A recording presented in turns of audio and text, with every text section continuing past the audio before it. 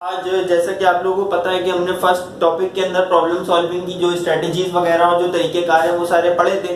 अब हम जैसा कि मैंने पहले भी बोला था कि मैं आगे आप लोगों को पढ़ाऊंगा एल्गोरिथम। अब एल्गोरिथम बेसिकली होता क्या है?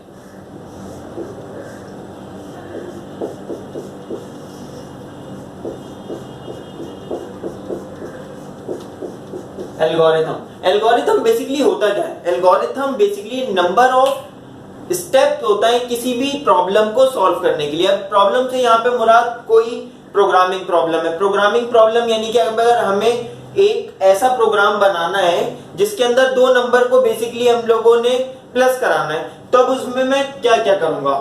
बेसिकली फर्स्ट स्टेप के अंदर मैं क्या करूंगा? एक नंबर सेलेक्ट करूंगा। जैसे कि फर्स्ट नंबर में सेलेक्ट करता हूं कोई 5 एक नंबर सेलेक्ट करूंगा। फर्स्ट नंबर सेलेक्ट कर लिया मैंने। दूसरे नंबर पे मैं एक दूसरा नंबर सेलेक्ट करूंगा, यानी कि मैं एक 6 जो है एक नंबर मैं सेलेक्ट करता हूं। ठीक है। अब तीसरा स्टेप मेरा क्या होगा कि मैं इन दोनों को सॉल्व करूंगा, यानी कि सम करूंगा।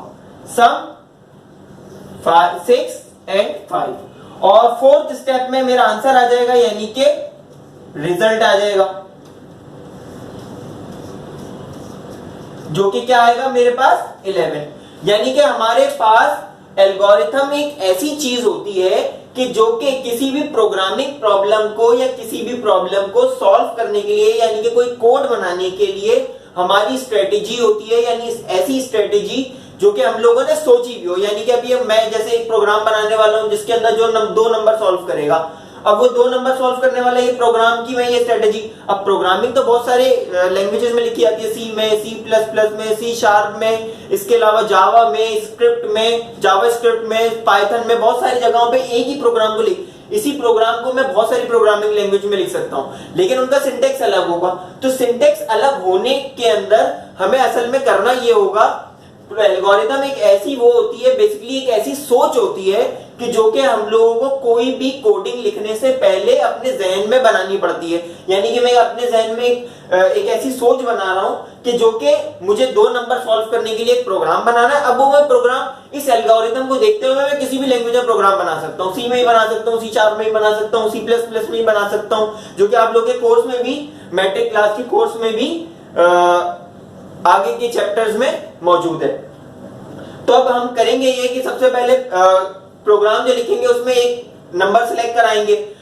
यहां पे तो हमने अपनी तरफ से नंबर दे दिए, लेकिन प्रोग्राम के अंदर लिखते हुए जैसे कि हमारे पास सी इन करके हम लोग एक प्रोग्राम के अंदर कोई नंबर इंसर्ट कराते हैं, यानी कि दो वेरिएबल्स में नंबर इंसर्ट कराते हैं, फिर उसके बाद उसको सम करते हैं। सम करने के बाद उनका रिजल्ट आता है, जिसको हम लोग प्रिंट करके लिख देते हैं, प्रिंट करके, जिनको हम लोग प्रिंट करा देते हैं आंसर के अंदर।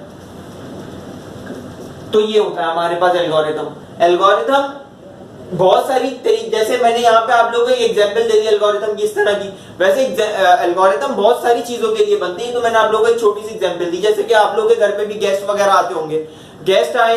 अब गेस्ट के लिए नॉर्मली हमारे यहाँ पर इंडिया, पाकिस्तान वगैरह में या जो जितनी भी एशियन कंट्रीज है, यहाँ पर ज्यादातर चाय वगैरह का इंतजाम होता है जब कोई गेस्ट वगैरह आते हैं शाम में।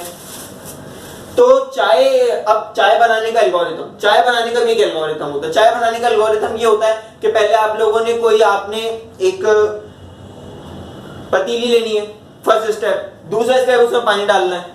थर्ड स्टेप उसको बॉयल होने के लिए रख देना है, फ्लेम ऑन करना है। ये फोर्थ स्टेप होगा। जब हमारे पास एक बॉइलिंग पॉइंट पे पहुंच जाएगा हमारा पानी, तो फिर हम लोगों ने उसमें बत्ती डालनी है, ये पांचवा स्टेप है। और छठे स्टेप में आप लोगों ने क्या करना होगा, उसमें थोड़ा सा दूध डालना होगा। सातवें स्टेप में उसको अपने कप में निकालना है, यानी कि आपकी चाय रेडी है। तो अब एक एल्गोरिथम लिखना है जिसमें चाय बनानी है। तो उस वाले एल्गोरिथम के अंदर हमारे पास कितने होंगे स्टेप? 7 स्टेप हमारे पास अवेलेबल होंगे।